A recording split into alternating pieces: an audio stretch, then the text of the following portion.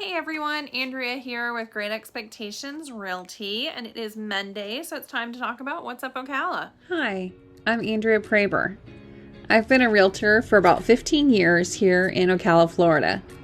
Several years back, my husband and I opened a small real estate brokerage. But about a year ago, I found myself grounded, much like the rest of the world. So I decided, with a little extra time on my hands, to work on my YouTube channel that I'd had for a while. I really wanted to show people why I love Ocala and why I think everyone else would too, if they only knew where it was.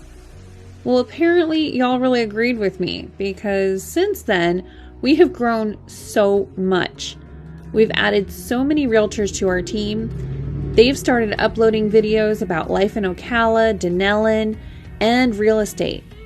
Even though Ocala and Great Expectations Realty is growing, we're still a small family business in a big small town in the middle of everywhere and nowhere all at once. So, actually, sort of kind of what's up Ocala. I don't know if you guys are watching the Tokyo Olympics, but we actually have 3 different swimmers that have ties to Ocala, and they're swimming for the gold in the Tokyo Olympics. So Emma Wayant, Kieran Smith, and Natalie Hines all have ties to Ocala. Sarasota native Emma had the fastest qualifying time in the 400-meter individual medley. Kieran Smith, a junior at the University of Florida, finished 3rd in the preliminary heat in the men's 400-meter freestyle. And a former Gator in UF, Natalie Hines, will be a part of the 4x1 freestyle relay. So this is all like, anybody that's out there swimming out in Tokyo right now, or in the Olympics and qualified for the Olympics. I mean, we don't exactly have like the big high-end pool done yet. So if this is what we can accomplish before we have the fast pool done, what are they going to be accomplishing once they have this competitive, amazing, like literally amazing pool built? I mean, it should be absolutely just mind-blowing. So the FAST is the Florida Aquatic Swim something, but it's actually currently under construction. It's a $30 million facility. There's a massive indoor structure with an indoor pool, obviously Olympic size, and then there's also an outdoor pool, and there's also going to be a splash pad for all of the siblings and stuff of the swimmers that are like sitting there waiting for their heats and stuff, and they can go out there and have some fun. I love that the family members of the swimmers that are like rooting for them and helping them and a part of it, they were actually thought of as well. So I kind of like that.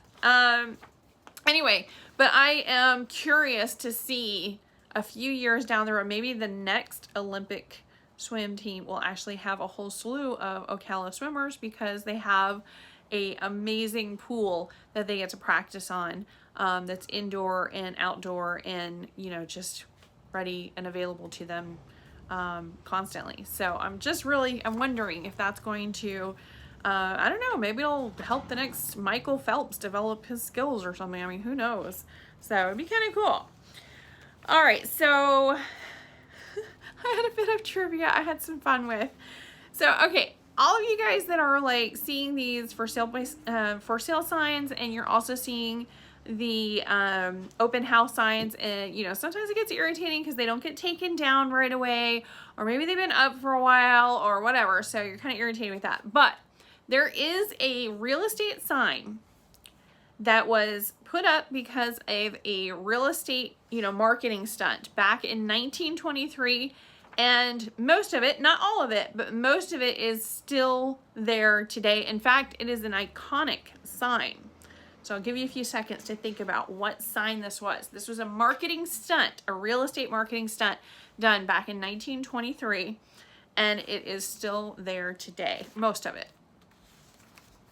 Any guesses? Any guesses? No? Okay. It used to say Hollywoodland, and now it's just Hollywood, but that was actually a marketing stunt for selling like land and stuff back in the 1920s, and they took land part off, and now it just says Hollywood. So you know the Hollywood letters up in the hills, yeah, that's actually a real estate sign. So you know, if it can be there since the 1920s, hopefully your neighborhood realtors are not leaving up the for sale signs and the open house signs and directionals from like 1920s. I would think that it would it would be long gone by now, but hopefully they will clean those up just a bit, because I don't think they're quite as attractive as the massive Hollywood sign. Anyway, all right, so things to do this week in Ocala. We have $5 Monday margaritas at River Run. That would be tonight. Okay, Thursday, July 29th celebrates the Ocala Drive-In's 10th anniversary. So we've got free movies, games, prizes, and face painting. Gates open at 6 p.m. Live music at the Shuckin' Shack, which is like a oyster bar type thing over kind of by Dillard's. That's every second and fourth Monday, and it's from 5 p.m. to 9 p.m. And then here in Denellen, I'm at the Denellen office today, but they also have a Chamber of Commerce event over at the old railroad station, and that is going to be tomorrow night, so that was kind of cool. Real quick shout out. It was a couple weeks ago, but I forgot to do a shout out, but I was actually coming home. I had my purse, my water bottle, I had pizza, I had like, my hands were full, and I was just pulling in and parking and getting all this stuff just as a FedEx delivery driver was pulling up.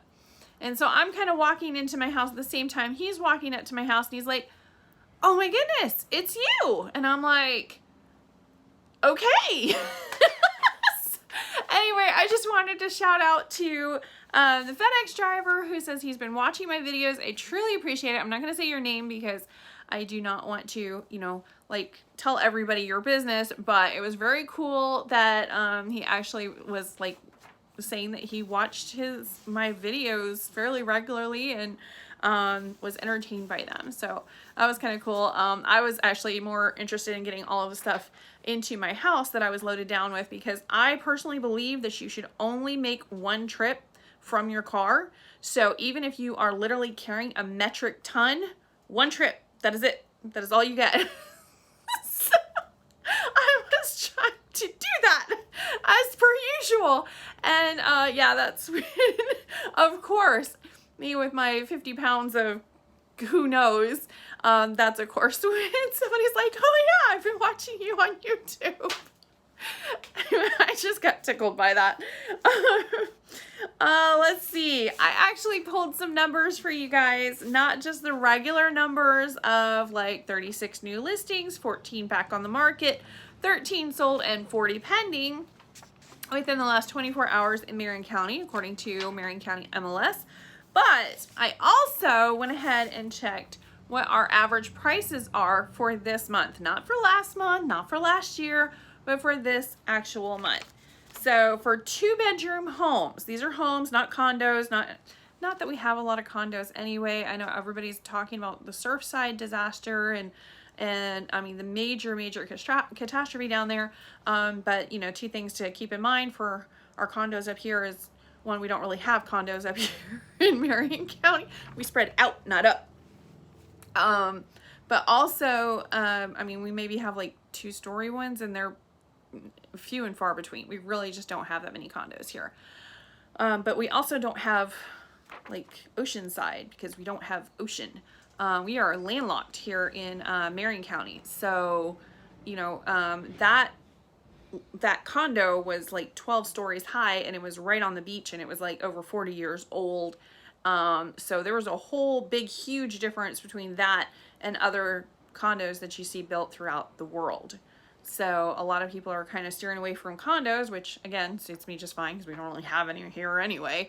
But that really shouldn't be something that would, you know, drive you away from condos here in Ocala, because again, we have no surf to have beside. We have no ocean.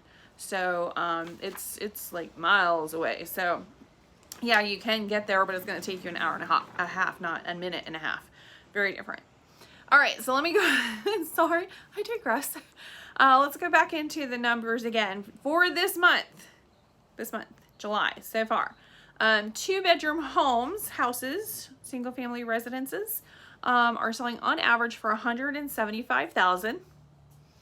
3-bedroom homes are selling for around $240,000. And then 4+ bedroom homes, so really good size, those are actually selling for about $515,000. And so that could be like 6-bedroom, 7-bedroom, 8-bedroom. I mean, these are gonna be mansions. But they're actually on average selling for about $515,000. Total average for all residential single-family homes in Marion County right now is $273,500. And again, it takes into account mansions and everything else. Anything from a 2-bedroom to on up to, you know, whatever. So that doesn't get into like farms or anything like that. It's just single-family homes in there. But yeah, I thought that was interesting information.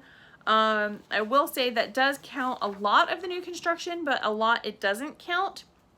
And it's not because of, you know, a flaw in the matrix or something, but it's actually a lot of the times the houses, you know, maybe they've got one house goes into MLS because it's like ready to go, and so they go ahead and advertise it. Well, that one has, you know, 10 offers, but they're also building like 5 more houses. Are they going to put all of those houses into the MLS when they've already got a whole slew of offers? No, they're just going to go ahead and sell those houses. So those actually, so maybe the first one went into MLS, but the next 5 didn't because they already have the buyers. Why would they advertise something that they're not going to be able to actually sell to them because they've already got the offers? Anyway, so for that kind of situation, which is happening quite a bit, they're never in the MLS. It would be counterproductive for them to put it into MLS, so they don't have those numbers on it. So the numbers are a little bit skewed, I will say that. One thing that I was actually talking to one of my agents about today is new construction. Remember how I keep talking about the VA and how they're taking numbers from like a year ago and they're only using sold comps, and it's just really affecting the appraisals? Well, new construction, the builders have figured that out. They've kind of gotten burnt a few times on this, where the houses that they're brand spanking new houses, they're not appraising through VA. So what would you do if it was your house? Well, obviously they're not accepting VA financing on most of their houses. So, I mean, we're actually struggling to find any builder that will accept VA and also FHA. And that's really a shame because those would be perfect. Those are ideal. Those are what VA would really like their buyers to have, is a brand new construction home with a warranty on it. I mean, that is like the ideal. But unfortunately, because the market is going up and their appraisals are not suited for that really, they are getting left behind. And that means a lot of veteran buyers are getting left behind unless they switch to another form of financing like USDA or conventional. So kind of interesting. We do have a lot of USDA eligible homes, and those are also no money down. So if you have a VA loan that you're wanting to do, I would recommend looking into other loan options, just to make sure that if you do need to switch that up, that you can. So definitely look into other loan options because it is a competitive market. Sellers have, you know, the ability to pick through a whole selection of different offers. So just go ahead and be prepared to say, hey, I can do VA, I can do FHA, I can do USDA, I can do conventional. What do you want? I got it. Whatever is easiest for you. I've already done my due diligence. I've already checked, and I can get whatever it is you need that will get this deal done. Let's negotiate here.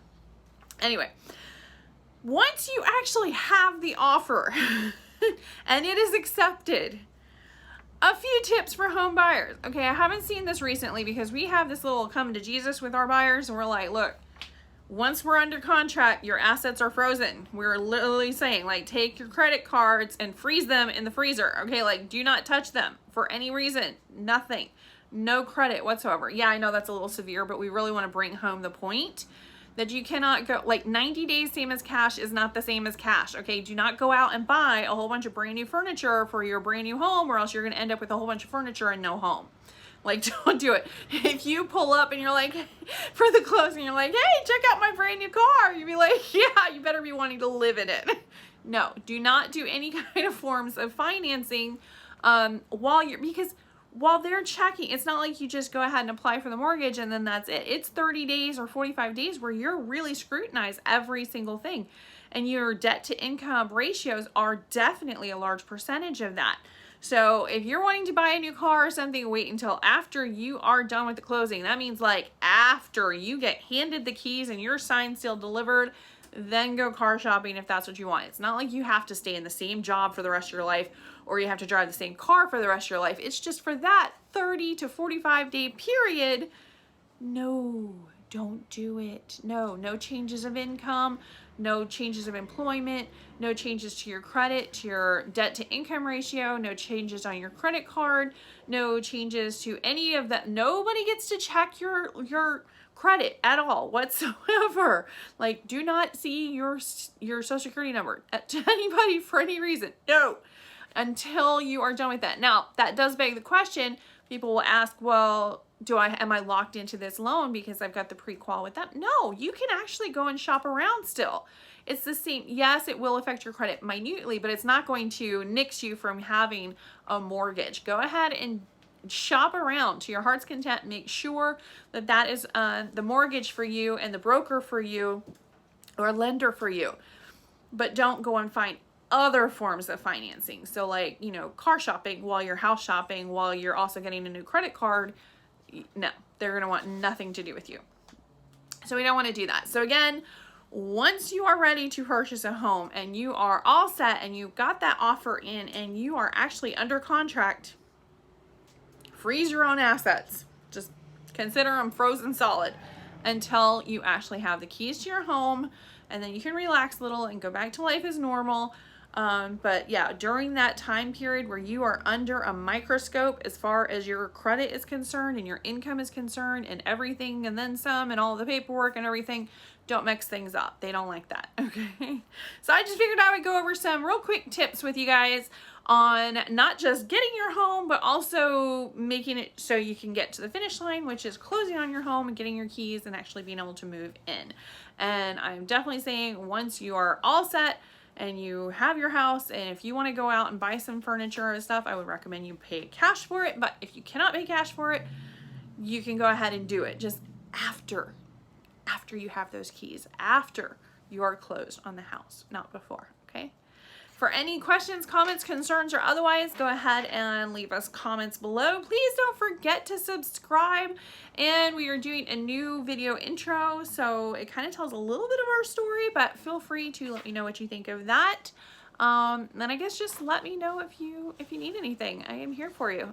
All right, we'll talk to you soon. Thanks. Bye.